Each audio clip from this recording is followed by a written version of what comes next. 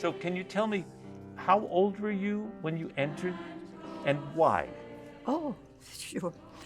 I was 31 years old when I entered the Institute of the Missionary Sister of the Sacred Heart. And I was very devoted of the Sacred Heart of Jesus. It was always in my wish to follow him, to do things that help people that didn't know him yet, they need in need.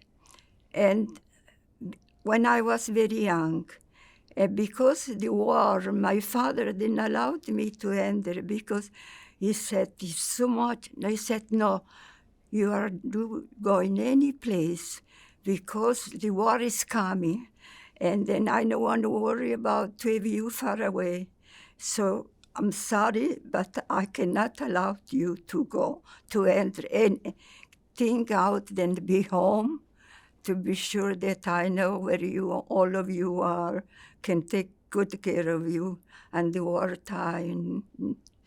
Okay, so I was not able to enter the missionary sister and stay home with me. And then we had the war, and after the war we had a lot of problems in the wartime. We lost a lot of things. We didn't lose our house, but many things happened. You know, we ran out from home, and we had a grandfather, my grandfather, that he had a farm. We all went to the farm, and we stayed at the farm until the war, not exactly until the war came, but when was the worst thing, when we were there, the American, the other, I don't recall the name of the other institute, they were there too for us. Then when we returned, of course, our place was upside down, so I was not able to enter an institute, so stay home for so long. That's why I entered 31 years old. And when you first entered the Institute, what did you know about Mother Cabrini? What did you think? How I know Mother Cabrini? Through my spiritual director. My spiritual director was in contact with our institute, especially with the Mother House in Rome. He was a friend of them. So he told me, he said, I know you want to enter with the sister, they are here. The sister that educate us who went to school. He said, but go to the missionary sister of the Sacred Heart. That is a beautiful institute. Their founder was just canonized, and it's nice. And I say to him, yes, I know, it's nice, that's my wish, because I always entered to see the missionary. So that I like the name of the missionary sister of the Sacred Heart. I love the Sacred Heart, and I love to be a missionary, so it's perfect, I can handle them. So we made all the arrangement, and my mother took me to the missionary sister's Mother House, and left there, of course, with them. And that was in 1954, in June 1954. Was the Mother House, was that in Codogno or another place? No, Roma. Ah, in Roma. Thank you.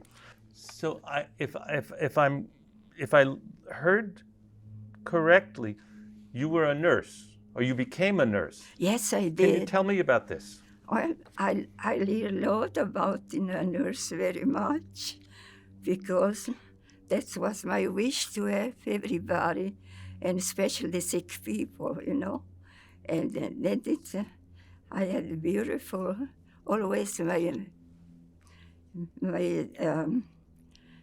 nursing time was always, of course, you find it difficult, but when think about Jesus, how much he suffered, even some of the difficulty you can overcome, because that's really, that was my joy to follow, to know that I followed my Sacred Heart that I always loved when I was young, and to follow Jesus, wish that he helped me to help the people that were in need, to help my profession job.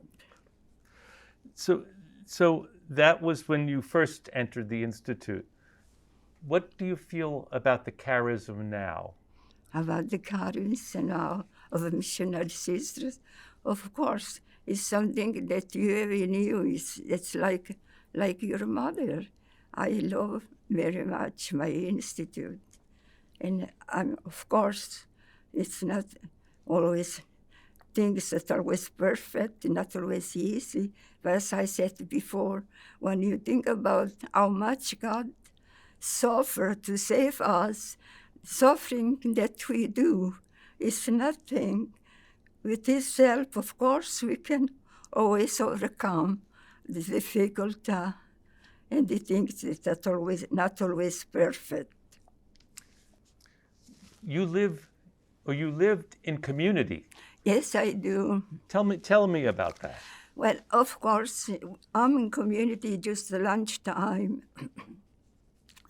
And they pray. The rest we are in our rooms, most of the rest of the day and the night, of course. So the thing in community, it's the mass, the most important, and the lunchtime. I mean, meal times, all the meal, breakfast, lunch, and then dinner, whatever we call. And then it's the time that we share each other. Not all of us, because the group that they form, that's in order for all the other residents too. We are 4 people at each table. The rest is another table. We don't call a real community anymore. That's why I miss the community life very much myself, because it's not the same, no. Of course, it's nice. Everything is nice. Everything, the food is all right, but we don't call that really community like the way I used to. Tell me about that. Tell me one thing about the community in your... The community is so nice because especially I have been always in a large community. In Rome, I was a very short time, but it was large. But then when I went to novitiate, we had the 9 novices. It was another community. But the largest one was when I was at Columbus Hospital in Chicago. We were 53 sisters in the same community. Of course, during the day we were working in the hospital with patients. But when we're in a community, then we call a community for meals, recreation.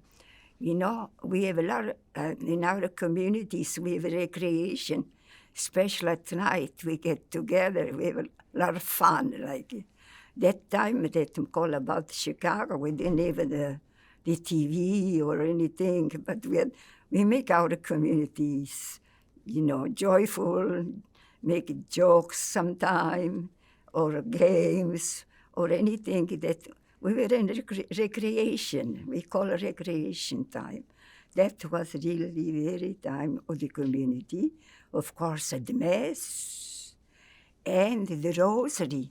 That time we said, now I say the Rosary by myself. That time we used to say the Rosary together. That was community. Prayer, Rosary, meals, recreation. So it was a long time together. Much different than now, of course. In your life, as a Yes. sister, is there one thing that touched your heart, that changed your heart? Changed my heart in a good, right?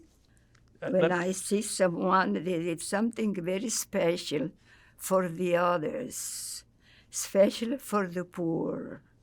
That was the time that I really loved to see that the people were helped.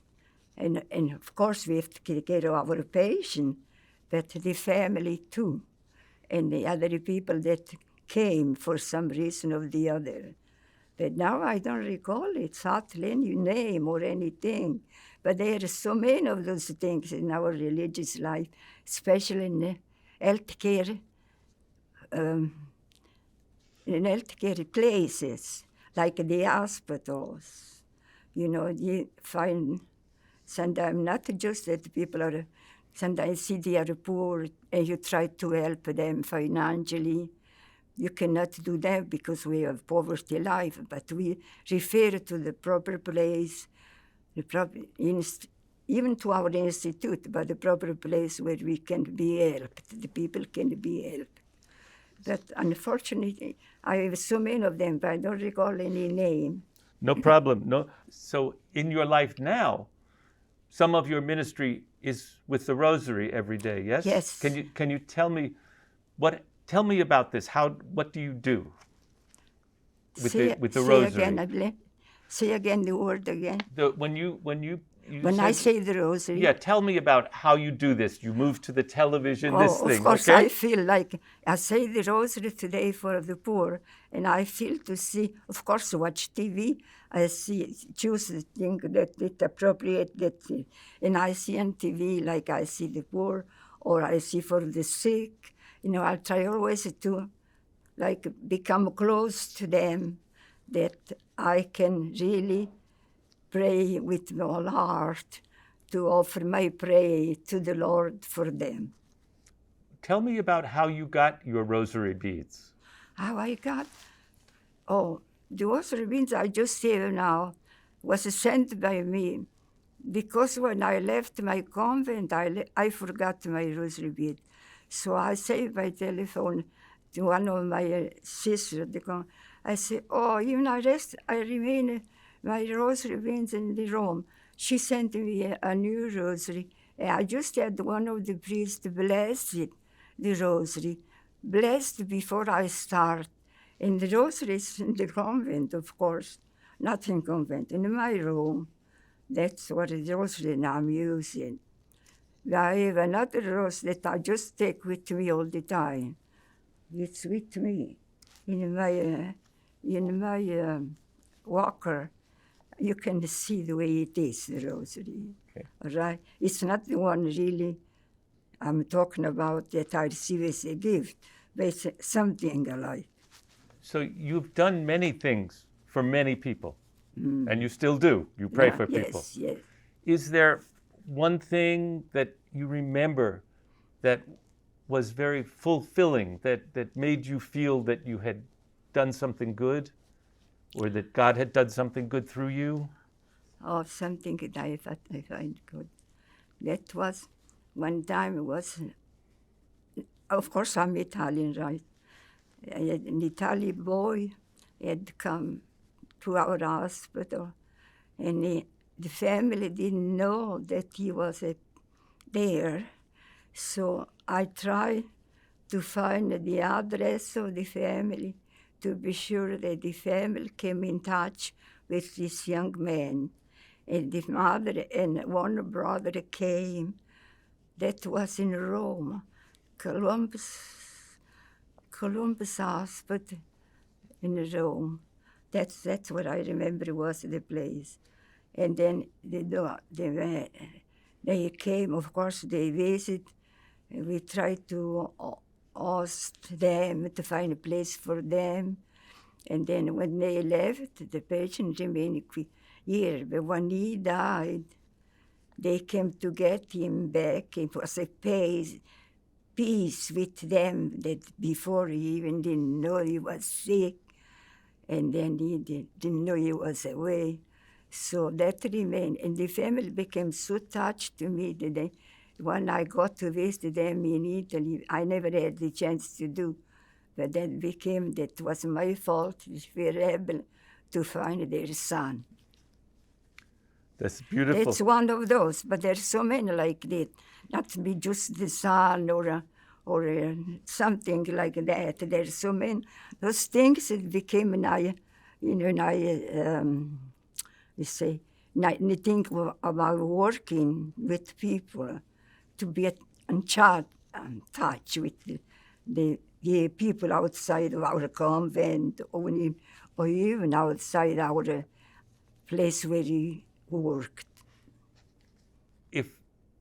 If you can pretend I'm a young woman and I consider the religious life, yes, what advice would you give me? What I tell you, well, if you want to enter the community life, you have to be ready to accept whatever they order you to do. Even sometimes you really don't like very much what they order you, but you made obedience vow, and you have to follow that. And I say, the obedience is not always easy. It's not because to think about it. God did so much to save us. We always have to think about that. That's one of the things that we always think about. God help you to do that. I say the poverty, it's not bad. We may make 3 vows to be a religion. Poverty, chastity, and obedience. I say for me, chastity is nothing, but the obedience, it's not always easy. You have to obey something, even things you don't like very much. But as I said, nothing easy to think about how much God suffered to save us. The Lord is suffered. No one really can understand how much the Lord suffered to save humanity. So nothing for us to give a little thing that we don't like sometimes makes a little hard, but that's okay. You can overcome him with the grace of the Lord, of course. But most important, to be very close to the Lord. You stay close to the Lord, you really love him. The Blessed Mother, the Mother of Jesus, they help you, and you can overcome all small, tiny difficulty that sometimes they come too. Of course, we're human, we make mistakes, not think that sometimes not perfect, and we have to accept that the perfection is in heaven. We are perfect, so we have to try to do the best we can with that, right? Always think about God's help and rely on his help, and then you can overcome the things that's not easy. So if I have tell a young lady, oh, you like to be a sister? Yes, it's a very nice thing. Of course, you are lucky for the Lord to call you. So, well, sometimes, are you sure you want to do this? Yes, that's some difficulty sometimes. So tell her that if you have to guide a young person to enter, you have to be sincere to tell what is, which is true. Not to think it's perfect. The perfection is only in heaven. In here, no perfection.